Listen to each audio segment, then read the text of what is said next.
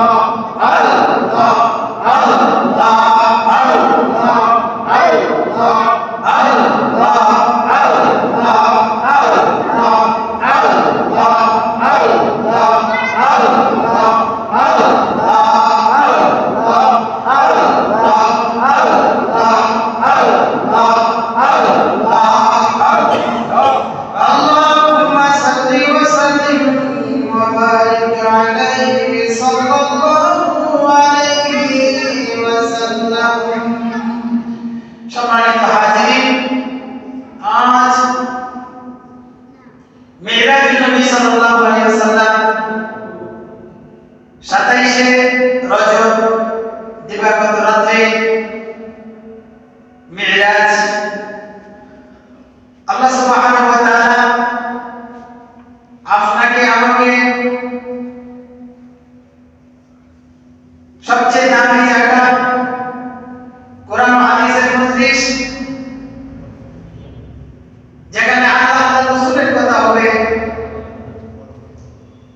যে আল্লাহ সুবহানাহু ওয়া তাআলা আপনাকে আমাকে বসার তৌফিক দান করেছেন, সে মহান মালিকের দরবারে সর্বপ্রথম কালিমাতুশ শুকর আদায় করে বলি আলহামদুলিল্লাহ। সম্মানিত হাজিরিন, আপনার নবী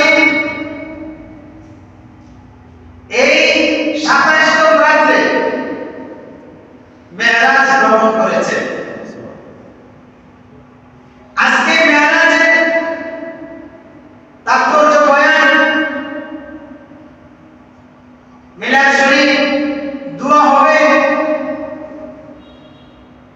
আজকে এই রাতে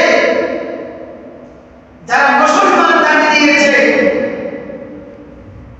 আর নূর নবীর উম্মত হিসেবে দাবি দেন, তারা দোকান করে বসে না থেকে মসজিদে আবাদত করছে, কথা ঠিক কিনা?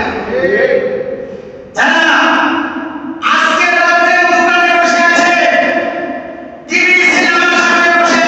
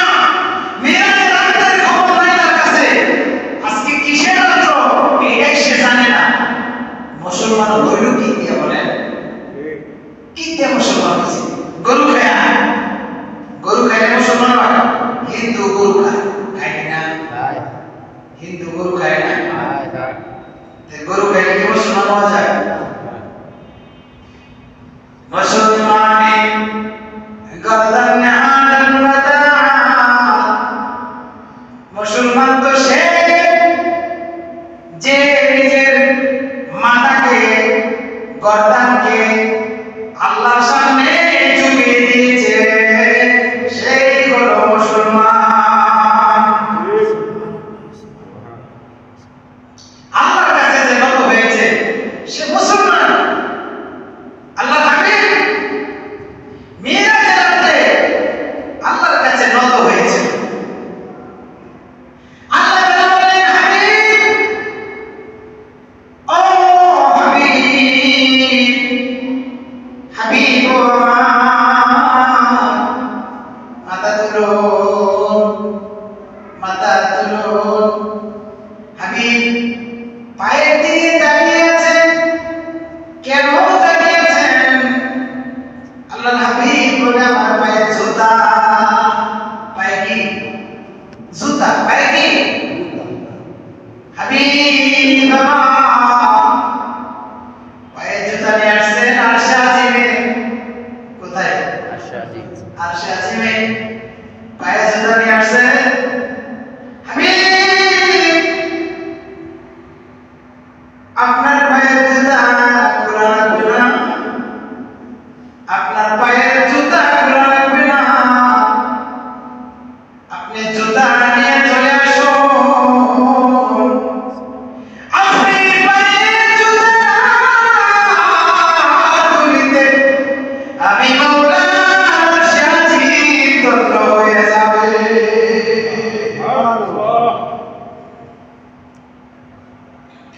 নবীর প্রেম, নবীর ভালোবাসা যার হৃদয়ে বাজে আছে সে বুঝবে আপনার আমার নবী কত সম্মানী ছিল। যার সিনাতে আমার নবীর ভালোবাসা নাই, সে বুঝবে না আমার নবীর কত সম্মান। এই জন্য যারা নবীজির পাগল, নূর নবীজির প্রেমের সাগরে যারা ডুব দিছে, আমার নবীজির যারা পাগল হয়েছে, ওই পাগলরা কিছুই বুঝে না।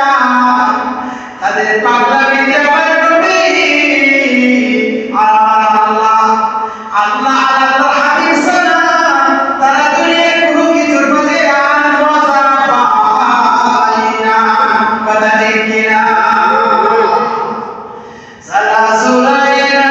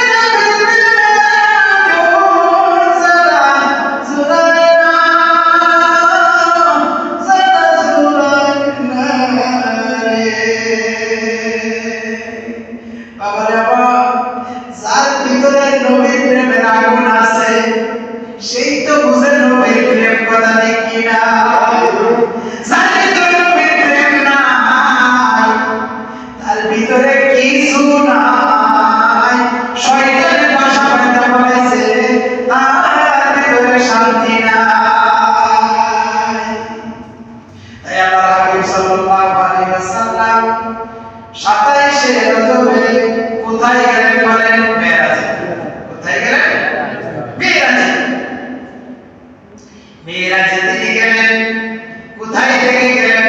হাতে কাবা থেকে, উম্মে হানির ঘর থেকে, ফুফির ঘর থেকে। কার ঘর?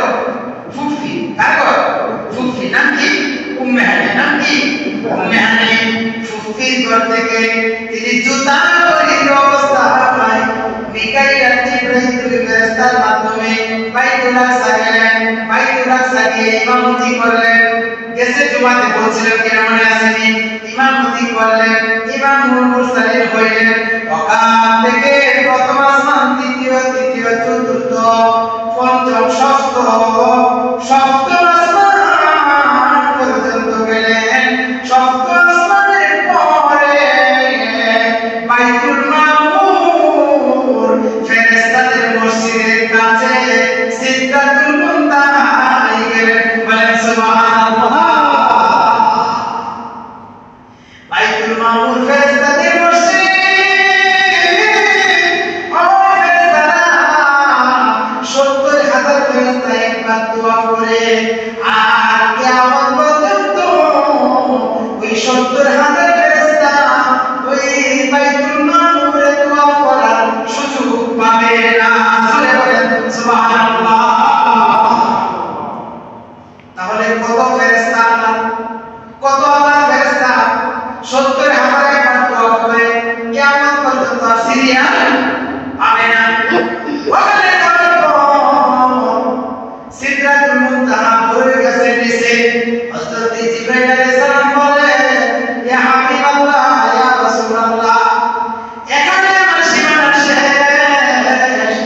এই জায়গার মাঝে যদি আমি একটু কদম সামনে আগে যাই, আমার 600 পাখা আল্লাহর নূরে পুড়ে ছারখার হয়ে যাবে।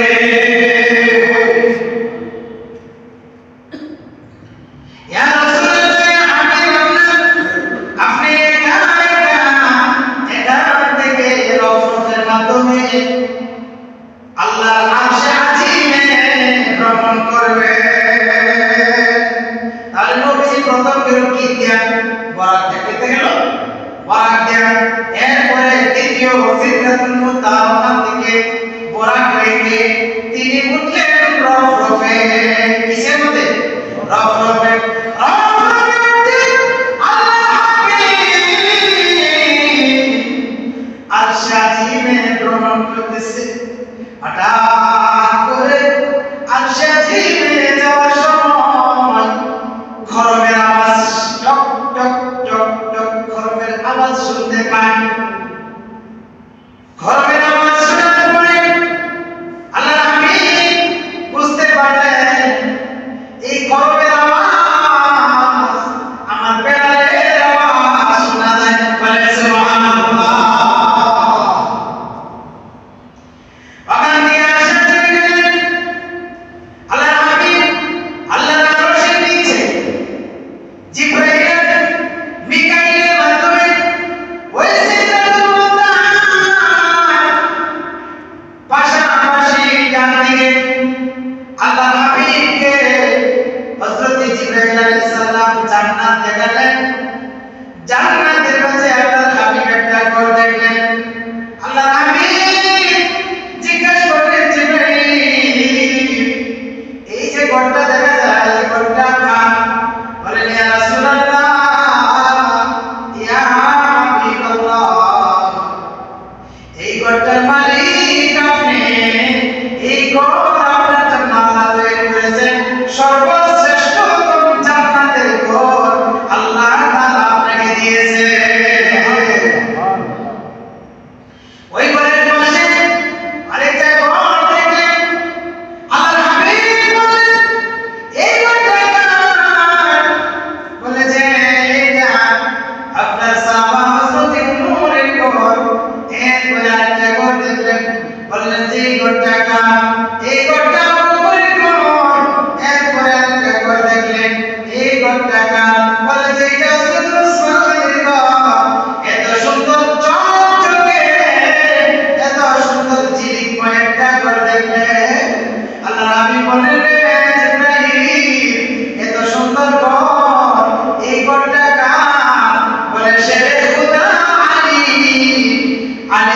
জন্য আল্লাহ জান্নাত রেখেছে।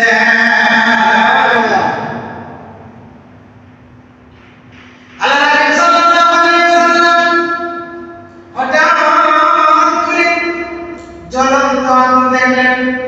আগুনের ভিতরে উলঙ্গ নারীদেরকে দেখলেন। নারীরা উলঙ্গ, বুকে কাপড় নাই, লজ্জাস্থানে কাপড় নাই, নারীগুলোর পেটগুলো বড়।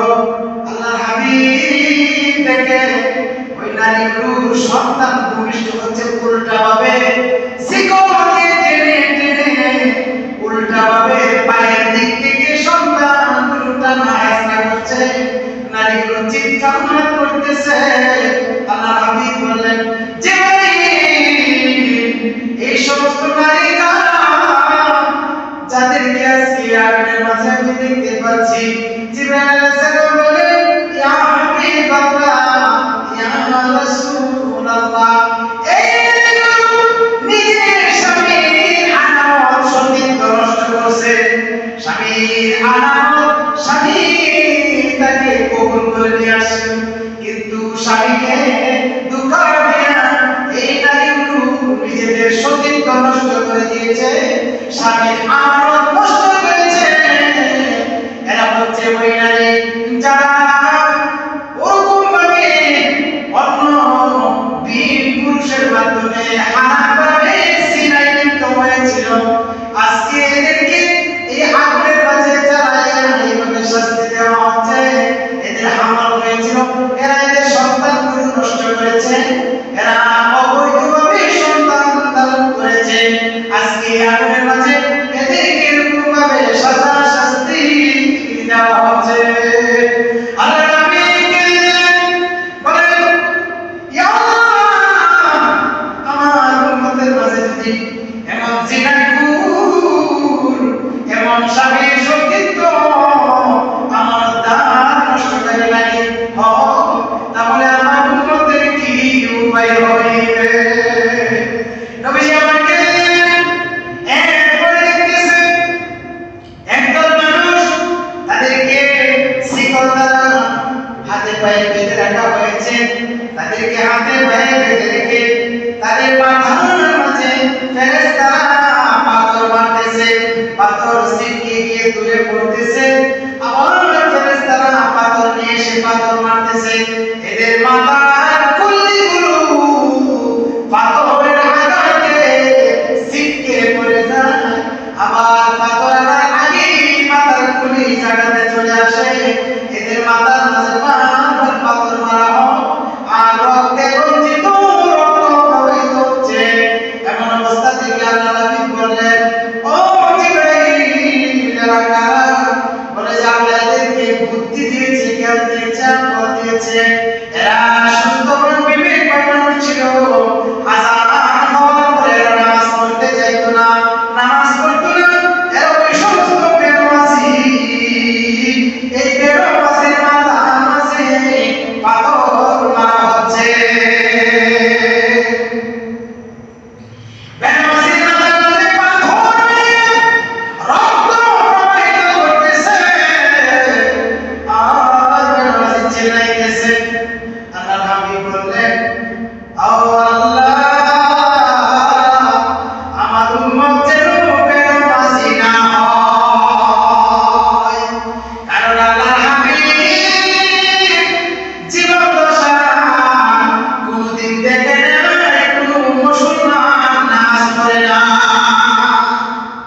আল্লাহর হাবিব দেখেছে কাফেররা নামাজ পড়ে না। কারা?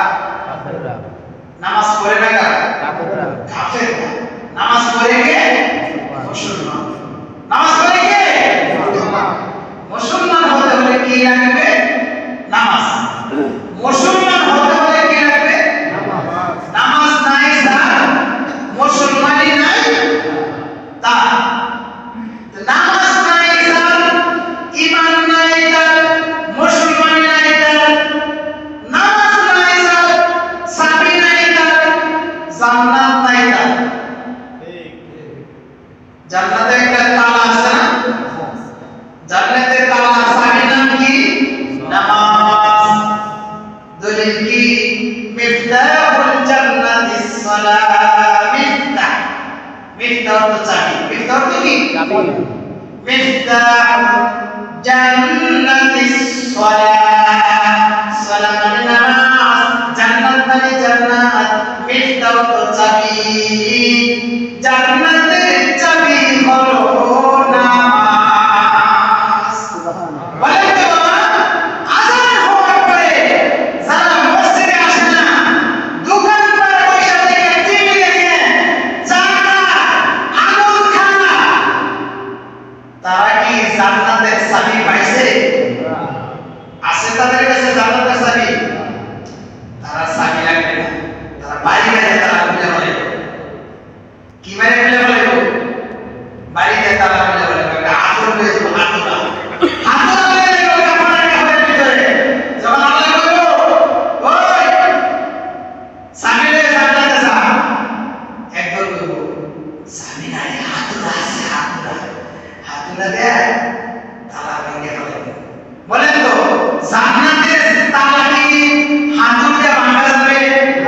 এটা কি দুনিয়ার তালা, প্রথম তালা? এই দুনিয়ার তালা প্রথম তালা নাকি? না,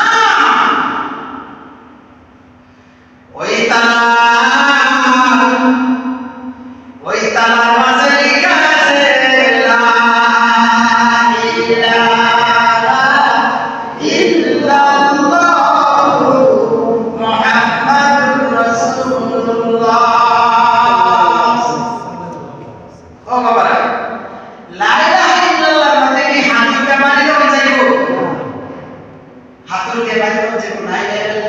না, দুনিয়ার কেউ বাড়ি দেব? দুনিয়াতে আপনারা কেউ যদি দেখেন লা ইলাহা ইল্লাল্লাহ এটার মধ্যে কি হাতুড়ে বাড়ি দিবেন? যদি কেউ দিতে দেন, যদি দেখেন কেউ দিছে, তাহলে কি করবে? পিছাইবে। কি করবে? পিছাইবে। কেন পিছাইবে? ওই বেটা লা ইলাহা ইল্লাল্লাহ লেখা আছে, এই জায়গার মধ্যে তুই হাতুড়ে বাড়ি দিছিস, কোন সাহস? ওই ইয়াদব আল্লাহ হাজরের দিন জান্নাতে যেতে হলে চাবি নিয়ে যেতে হবে। ওই চাবিটা নিয়ে গিয়া তাদেরকে শিকল দ্বারা বাঁধিয়া মাথার মাঝে পাথর মারতেছে। যদি চাবি থাকতো পাথর মারতো না। আল্লাহ নবী বলেন আল্লাহ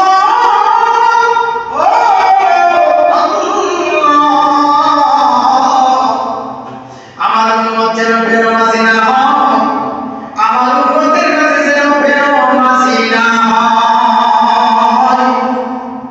কারণ আমার উম্মতের বেনামাজি হইলে এই পাথরের আঘাত সহ্য করতে পারবে না। তাহলে নবীজি তো বলছে আমার উম্মত যেন বেনামাজি না হয়। নবীজির উম্মত কি বেনামাজি হইব? নামাজি হইব। কি হইব? নামাজি হইব। তা সাইডবোর্ডের মাঝে লিখে দিত না আশিকে রাসূল, মাই আশিকে রাসূল, রাসূল কে লিয়ে আশিক হো গিয়া। সাইডবোর্ডে লিখলে লাভ নাই, বাস্তবে করতে হইব, আমল করতে হবে। এরপরে জিবরাইল আলাইহিস সালাম বললেন আগে বলুন। নবীজি আগের দিকে গেলেন। সামনের দিকে যাওয়ার পর আল্লাহর হাবিব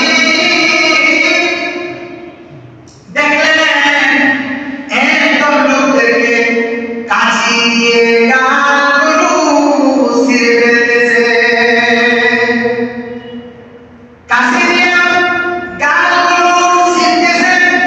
ডাইনের গাল ছিঁড়ে আবার বামের গাল ছিঁড়তে যান, ডাইনের গাল ছোড়া লাগে। তাদের মুখ দিয়ে রক্ত বাইর হইতেছে। আল্লাহ নবী বললেন ও জিবরাইল, জিবরাইল এই যে গাল ছিঁড়তেছে এরা কারা? জিবরাইল আলাইহিস সালাম বললেন ইয়া রাসূলুল্লাহ, ইয়া হাবিবাল্লাহ, এরা ওই সমস্ত মানুষ যারা দুনিয়ার মাঝে মানুষের গীবত করত, নিন্দা করত, কুৎসা গাইত, মানুষের ইজ্জত সম্মান নষ্ট করে দিত, আলাদা গীবত করত, শিকায়াত করত, নিন্দা ঘৃণা করতো, এরা হচ্ছে ওই সমস্ত মানুষ যারা অন্যের দোষ চর্চা করতো। মানুষের নিন্দা গাওয়া, কুৎসা গাওয়া, চুগলখড়ি করা, এটা কি ভালো কাজ? হ্যাঁ? কোন মানুষের যদি ভুল হয় তাকে কানে কানে বলে দাও, আড়ালে গিয়ে বলো না। আড়ালে বললে কি হয়, সামনে বললে বাপের বেটা। কথা দেখি না, সামনে বলো, বলে দাও আপনি এটা অন্যায় করতেছেন, বলে দাও, ইমানের পরিচয় আছে তোমার। আর যদি সামনে বলতে না পারো, ওই অন্যায়টাকে ঘৃণা করো, ব্যক্তিকে নয়। ব্যক্তিকে ঘৃণা করা যাবে না, অন্যায়কে ঘৃণা করো, ব্যক্তিকে ঘৃণা করিও না। ব্যক্তির জন্য হেদায়েতের দোয়া চাও, তাকে দাওয়াত দাও, তাকে বুঝাও, ওই অন্যায়টাকে ঘৃণা করো। আর যদি শক্তি থাকে তাহলে হাত দিয়ে বাধা দাও। এই যদি শক্তি না থাকে তাহলে জবান দিয়ে বাধা দাও, নিষেধ করো। দুইটা না পারলে তৃতীয় ইমানের পরিচয় হলো অন্তর দিয়ে ঘৃণা করো, কিন্তু সমালোচনা করবা না, আড়ালে গিয়ে কুৎসা মন্দ নিন্দা গাইবা না। কারণ এই গুনার কোনো তওবার দরজা নাই। আছে তওবার দরজা আছে? কি বলতে কোনো তওবা আছে? আচ্ছা, যে ঘরের দরজা নাই সেই ঘরে ঢোকার কোনো জায়গা আছে? জায়গা আছে? তাহলে গীবতের গুনাহ, নিন্দার গুনাহ, কুৎসার গুনাহ, চুগলখড়ির গুনাহ কোনোই তওবার দরজা নাই, দরজা বন্ধ। তওবা করলে এই গুনাহ মাফ হবে? জোরে বলেন, হবে না। নবীজি বলছেন, আল-গীবাতু আশাদ্দু মিনাজ জিনা। আও কামা ক্বালা আলাইহিস সালাতু ওয়াস সালাম, জিনা করার চেয়েও বড় গুনাহ হলো গীবত করা। বলে নাউজুবিল্লাহ। জিনা করা তো বলছেন আপনারা, বুঝেন নাই? জিনা বুঝেন নাই? খারাপ কাজ করা, বদমাইশি করা। এই খারাপ কাজের চেয়েও গুনাহ হচ্ছে, বড় গুনাহ হচ্ছে গীবত করা। কারণ জিনা করলে তওবা করা যায়, মেয়ে তওবা করবে, ছেলে তওবা করবে, আল্লাহ তাকে মাফ করে দেবে, বলে সুবহানাল্লাহ। কিন্তু গীবত করলে কোনো তওবা চলবে না। সামনে বলতে হবে, কোনো দোষ সামনে বলতে হবে, আড়ালে বলতে হবে। আচ্ছা বলে তো, আপনার আম্মা একটা খারাপ কাজ করছে, আপনি কি দোকান করে এসে বলবেন? বলবেন না? আমার আম্মা ভালো না, আমার আম্মা খারাপ, আমার আম্মার চরিত্র খারাপ, আমি দেখছি ঘরের মাঝে মেয়ে পুরুষের সাথে কথা বলতেছে, এটা কি দোকান করে এসে বলবেন না? বলবেন না? কেন? আমার আম্মা। কেন বলবেন না? আমার মা। আপনার মাটা বলবেন না, আরেকজনের মায়েরটা বলতে মজা লাগে। আপনার মেয়েটা বলবেন না, আপনার মেয়ে ভাইকে গেছে গা, আরেকজনের মেয়ে মারা গেছে, এটা বলতে ভালো লাগে? আপনারটা ঢুকায় বলেছেন। এই জন্য বলছে আল মুসলিম আখুল মুসলিম, মুসলমান মুসলমানের ভাই, মুসলমান মুসলমানের ভাই।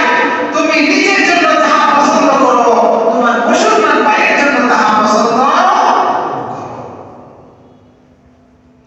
যেহেতু তোমার নিজের জন্য মায়ের গীবত করা পছন্দ করো না, তোমার মুসলমান ভাইয়ের জন্য এটা পছন্দ করিও না। নবীজিকে বললেন, ইয়া হাবিবাল্লাহ, এরা গীবতকারী, এরা অন্যের দুশ্চর্চা করত, এই জন্য এদের গালগুলো ছিঁড়ে এইভাবে রক্ত প্রবাহিত করছে।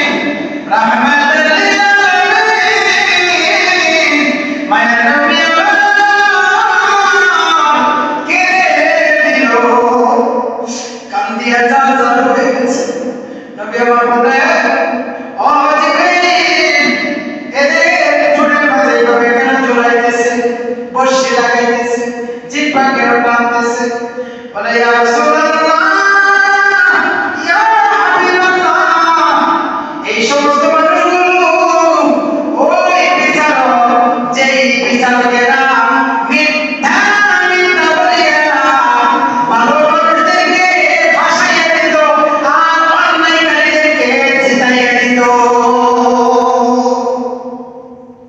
এমন বিচারক আছে না? আপনাদের এলাকায় নাই, গ্রামগঞ্জে আছে।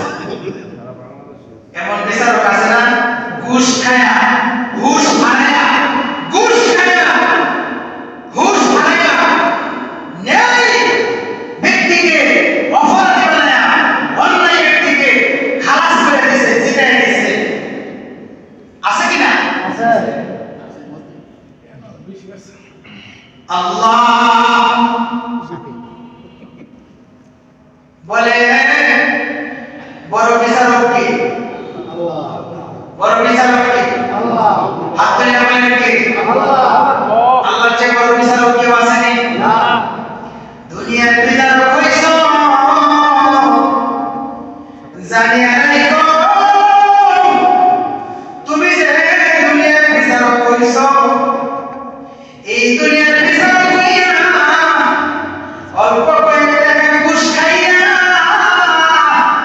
তুমি কিভাবে একজন নিরপরাধ ব্যক্তিকে অপরাধী বানাইয়া আর একজন অপরাধী ব্যক্তিকে নিরপরাধী বানাইয়া বাঁচাইয়া দিলা।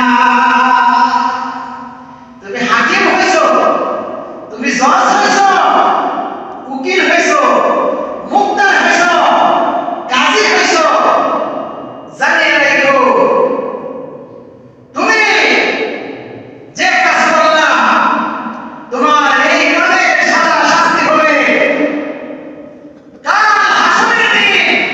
হাসরের মাঠে আল্লাহ তাআলা তোমাকে ঝুলন্ত অবস্থায় তোমার গালের গোশতগুলো টেনে টেনে বর্ষি লাগায়া ঝুলাইবে, জিহ্বাকে টেনে সত্তর গজ জন্ম করবে। বলেন নাউজুবিল্লাহ।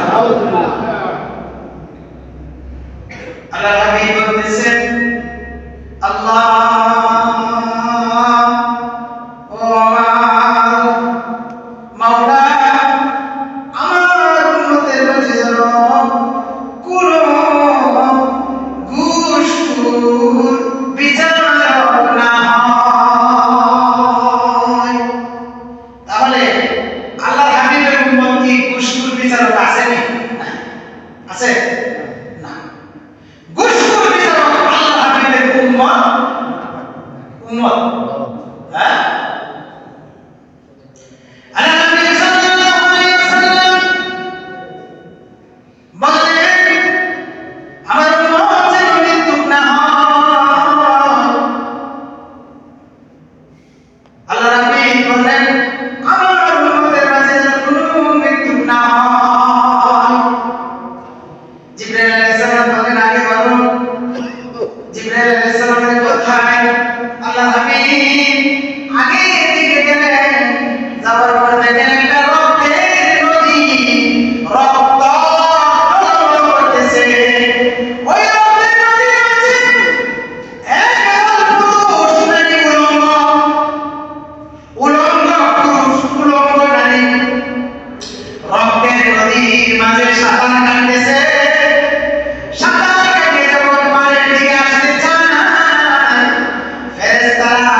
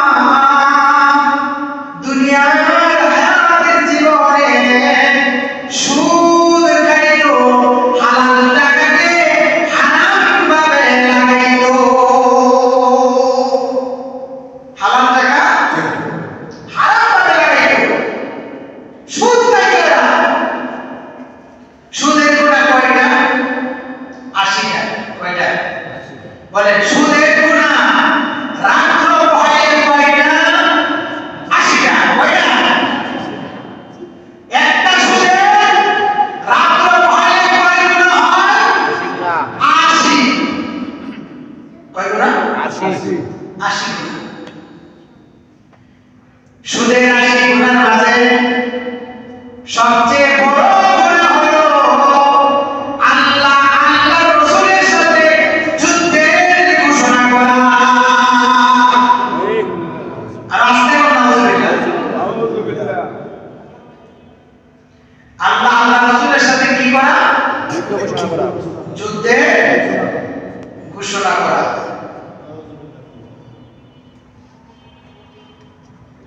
আর সবচেয়ে ছোট গুনাহ হলো নিজের মায়ের সাথে অবৈধভাবে অন্যায় লিপ্ত হওয়া। বলেন নাউজুবিল্লাহ।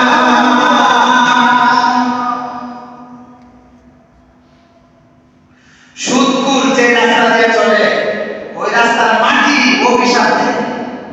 বলে আল্লাহ আমি কি ফাইটে ওরে দৌড়ে ফেলাইবো? আমি কি ফাইটে যাব? আল্লাহ বলে না, ওর হায়াত বাকি আছে। আর কি বাকি আছে? হায়াত বাকি আছে। বলে এক ব্যক্তি দুধ বেচে, দুধ বেচে 1100 টাকা সুদে টাকা লাগায়, তাহলে কি দুধ বেচা হালাল ছিল? হ্যাঁ, হালাল ছিল না? হালাল টাকা কোথায় লাগাইল? হারামে লাগাইল। সব হইল গুনাহ হইল। কত বড় গুনাহ? 80 গুনাহ। কয় গুনাহ? 80 গুনাহ। কয় দিনে? একদিনে। একদিনে। কয় দিনে? আল্লাহ নবী ওই সুদ করে রক্তের সাতার ভরা অবস্থায় দেখিয়া নবী আমার চিন্তা করলো, কি রে আল্লাহ, আমার উম্মত যেন সুদ করে না হয়, আমার উম্মত যেন সুদ করে না হয়। নবীর উম্মত কি সুদখোর আছে? নাই, আছে? যারা সুদ খায় তারা কি নবীর উম্মত? হ্যাঁ? কোন হক্কানি আলেম, সুদখোর আলেম না, ঘুষখোর আলেম না, হক্কানি আলেম যদি কোন সুদখোরের জানাজা যাইতে পারে, ঈমান নষ্ট হয়ে যায়। নাউজুবিল্লাহ। ঈমান কি হয়ে যাবে? এখন যদি আপনারা কি কোনো সুদখোরের জানাজা পড়ান না? হ্যাঁ, আমরা সুদখোরের জানাজা পড়াই। জীবনে আমি অনেক পড়াইছি, কিন্তু নিয়ত করি নাই। কি করি নাই? কি করি নাই? বুঝেন নাই? বুঝেন নাই কথাটা? কেন নিয়ত করবো? নিয়ত কেন করবো?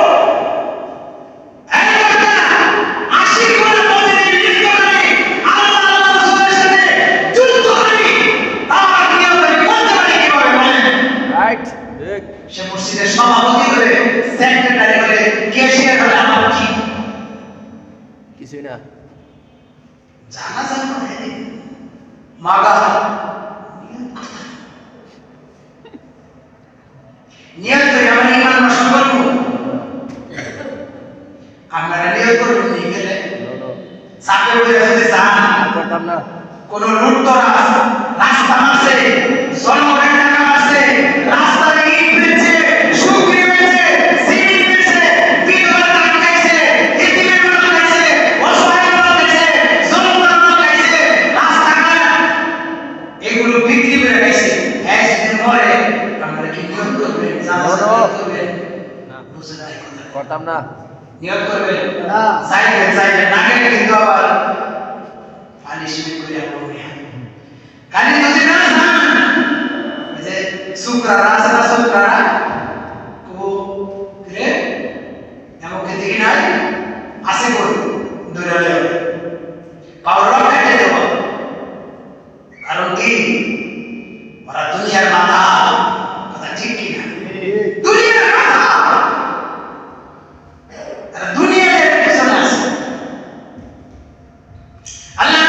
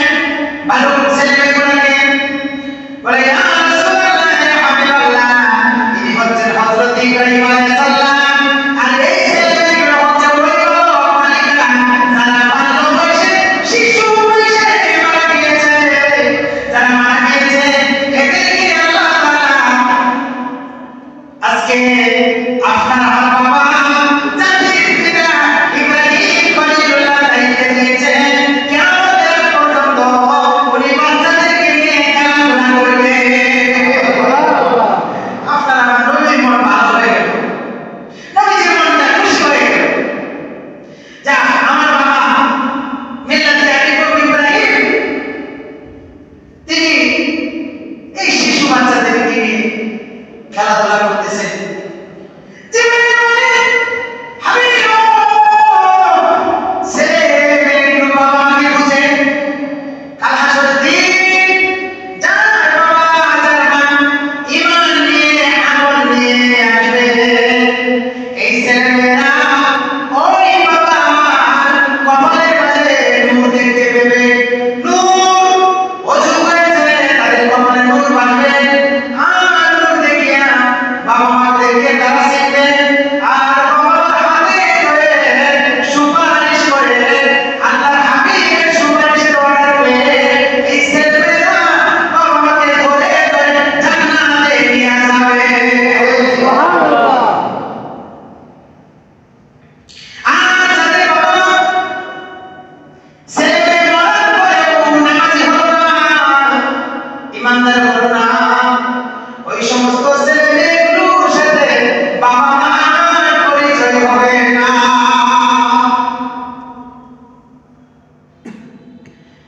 এরপরে জিবরাইল আলাইহিস সালাম বললেন আমি দেখলে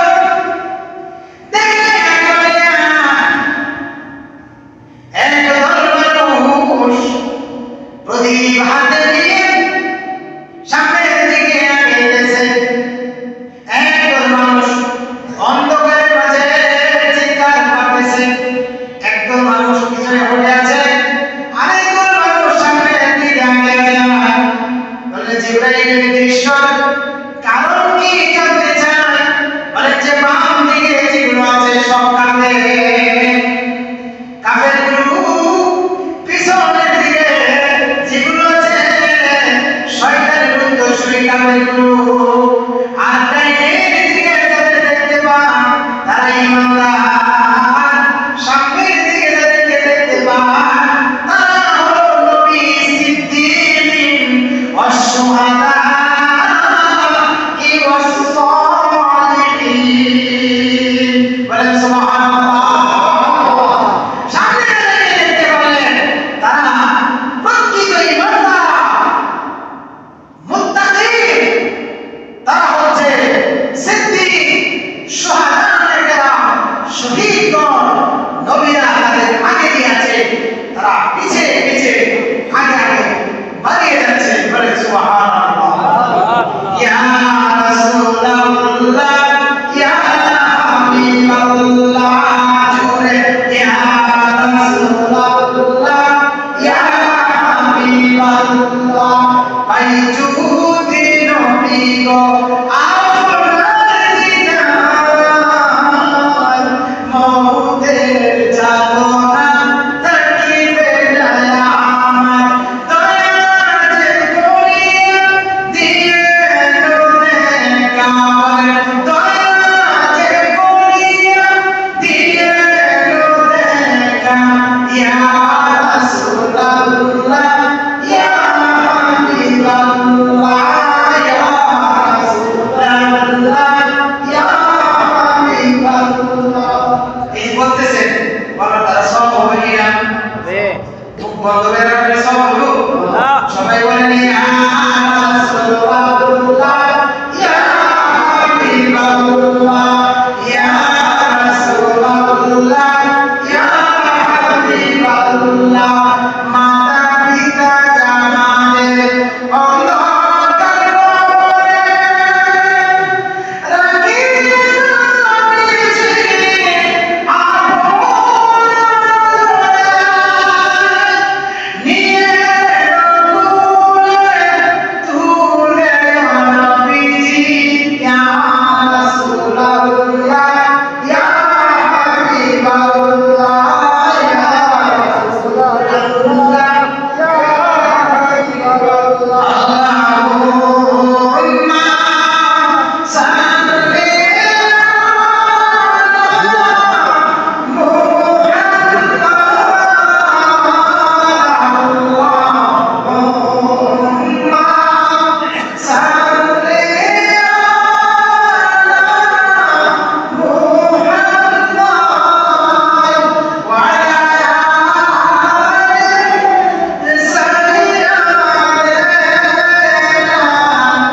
Muhammad